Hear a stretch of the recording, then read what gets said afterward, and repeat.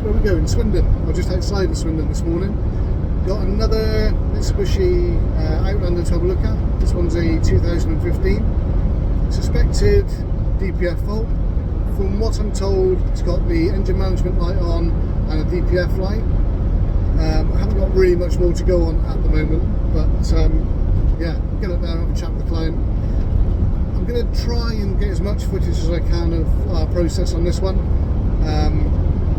Yeah, I mean, there's some really kind of detailed videos online. I'm going to try and do the same. Take you along for the ride, and I hope it helps somebody. Okay, so we've got to the client now, just unpacking the diagnostics. So let's get you inside the vehicle, and we're going to run through everything with you start to finish on this one. Okay, so you join us literally just sitting inside the vehicle. Ignition, well, I've not even put the ignition on yet. I've just put the smart link into the OBD port, so we're going to do everything from start to finish on this one with you guys. Show you the diagnostic. We're using the Euro Tab 2 from launch. Yeah, let's get you spun around. Okay, so there we go, just becoming live. So go to, where are we, high speed scan.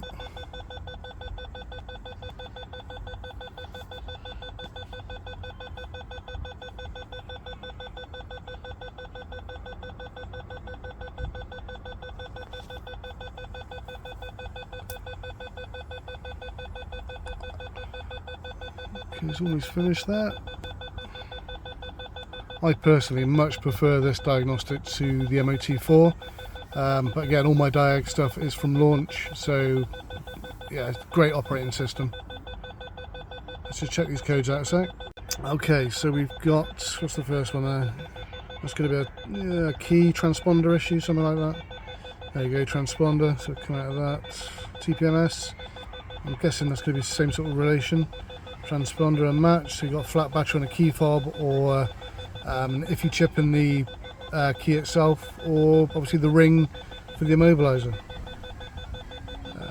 Engine control module, there we go, DPF, so to P2463, circuit accumulation, standard, P0420, catalyst deterioration. Okay, let's get in there and check live data.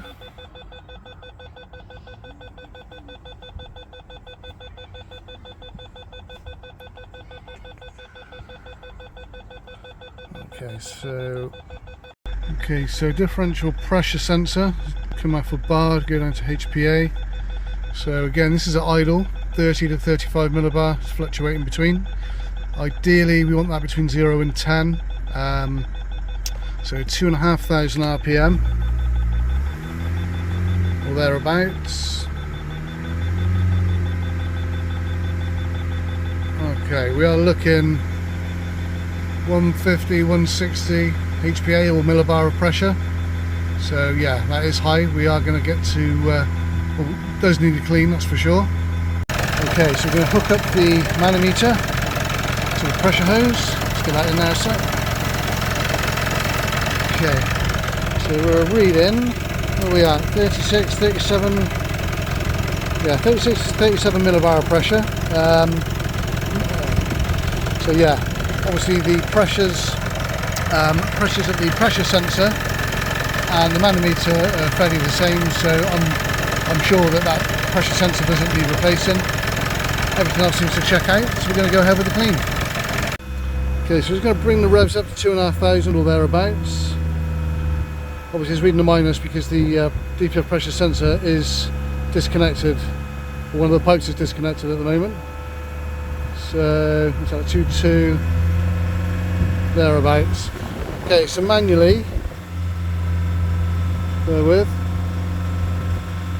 at, where's it knocking off the scale? 2,500, we're reading 183, 184 millibar of pressure. Okay, so I've made a few notes because when you get as old as I am, your memory starts leading the chat. Just getting up to temperature a minute, it's up to 84 degrees. Obviously we want to get up to 9 chill thereabouts. Now idle, she's idling, this is through diag. Okay, so what's on the screen Idle was 35 to 40 HPA or 35 to 40 millibar. Again, we want that between 0 and 10. 2,500 was 165 to 170 HPA or millibar of pressure. Again, want that right down. Somewhere between 20 to 60 would be ideal. Manual readings was 37 to 39 HPA or millibar of pressure. So again, pretty much mirrors the diag readings. And at 2,500 RPM is 180 to off the scale. So again, it's mirrored. It's fairly readings are fairly similar. Pressure sensor, from what I can tell, is no issues with that. Coolant temperature, like I said, it's up at 85 degrees at the minute. Fairly confident it's going to reach 90, 86. Yeah. Okay. Exhaust temperature. After a couple of minutes, it's reading 120 degrees C. I've now been revving it for 4 minutes, so it's 190. I'm only revving it to 2,650 RPM, so I'm not one to put any unwanted pressure on the engine or fatigue on the engine. EGR position, now this is at 0.39%. Now I know normally you want it to be 0%. So yeah, it's got a slight, very slight issue with the EGR. It's not good. Well, I suppose over time it will cause obviously issues with the recirculation, the gases, etc. I'm not sure if I mentioned it earlier on, but the client, lady client, she 87. She does a lot of short journeys, school runs, to the shops. Lovely area actually. Shop's just down the road, but she does drive, so there's no motorway mileage now. It's all short journeys. This particular vehicle has got 153, almost 154,000 on the clock. It's 153,700. I'm going to go and knock on a door now, just tell her the findings that we've got here. Yeah, it's just down to drive style and the type of fuel, I'm afraid. So it can be cleaned. Let's go and have a chat and see what she says. Okay, the client has just confirmed we can carry on with the cleaning process. So we're going to get the compressor out the back of the van now, get the gun loaded up and show you what we do. Okay, so the client, bless her, has just brought out a cup of medicine for the DPF specialist. Right, so just getting the Launch UK gun loaded up with the obviously the Launch UK cleaning product. So 50-50 mix. So yeah, give me a second, I'll get into it.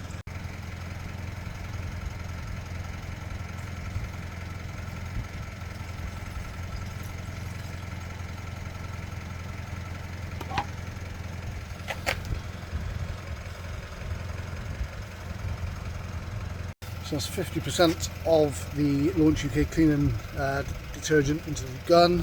I use deionized water, get that from my parts supplier. So if anybody knows who they're from, you'll know where I got it from.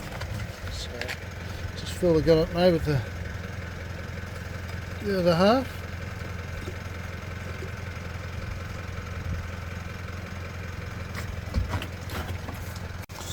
Okay, so that's ready to roll.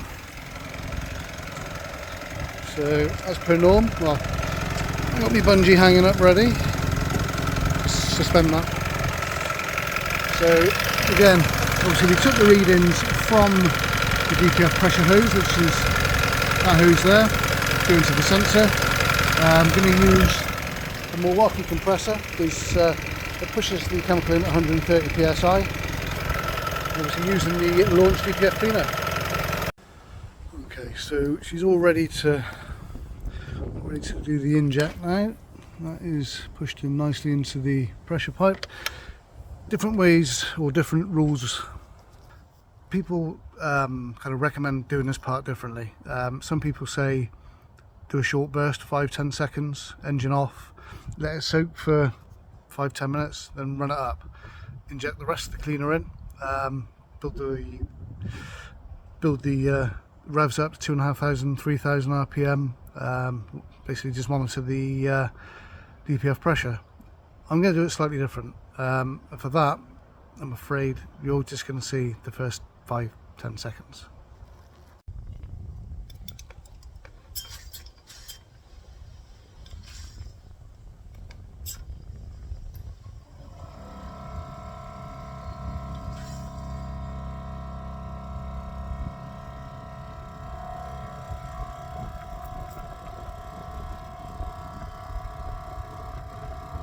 Okay, so that's the first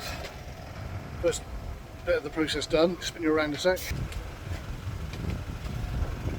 You can see it's working. Okay, so back in the vehicle, it's all hooked back up again. Just watching the pressure inside the DPF come down. We're slipped away a bit. So 2,500 RPM or thereabouts.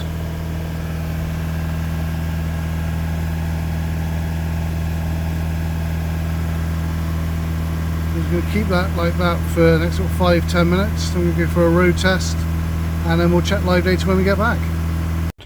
Okay, so just going to go back and check that we've got no fault codes.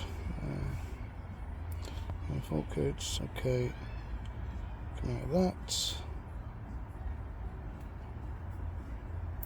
I'm going to go into special functions, DPF, initialization. Okay, DPF exchange service, yes, perform, yes, okay, that's completed successfully, so we'll come out of that one. DPF pressure sensor exchange service. So yes, completed. Where are we? Completed successfully.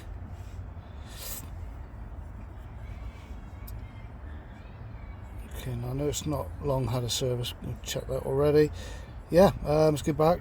We'll go on another road test, and we'll take a look at live data when we get back. 2015 Mitsubishi Outlander, 153, almost 154,000 miles. A lot of short journeys. It's taken a couple of hours for us to get the pressures where they need to be. No other issues now. Live data was at 35 to 40 HPA or millibar of pressure at idle. 2,500 RPM is up to 165 to 170 fluctuating HPA millibar at 2,500.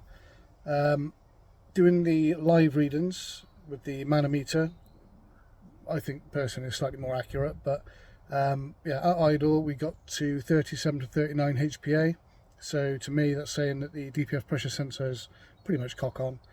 No issues with that. 2,500 RPM is 180 millibar to off the scale, so yeah, it definitely needed a bit of TLC. Engine was reaching temperature fine, 90 degrees, no problem. Live data on the exhaust was at 190. EGR slightly open, ever so slightly, but I have told the client that. Yeah, pressures now, after the clean. Where are we? Pressures after the clean, we had 5 millibar or HPA at idle, so obviously well back within tolerance. The soot loading was at 15.9 grams, so obviously it was up there. Do you know what I mean? After doing the chemical clean, road test, etc., is now stable at 1.5 grams. So yeah, it's come right down. Great results. This particular vehicle is, with respect to the with the client or the owner, it's down to the driving style. Like I said, no motorway miles anymore. It's literally pottering around Swindon, school runs, shopping, and such like. Obviously, another big thing is fuel. Can't knock Asda, Tesco's, la-di-da-di-da. I would advise Shell, BP, Esso, main brands. Go for the Supreme once a month. Just treat your car, and it will treat your wallet. Look forward to seeing you on the next video. If you've liked this video, this helps anybody at all, please give us a like, a thumbs up, subscribe, leave me a comment. Yeah, I'm just trying to help other people along the way. Yeah, I mean, Thank you for watching.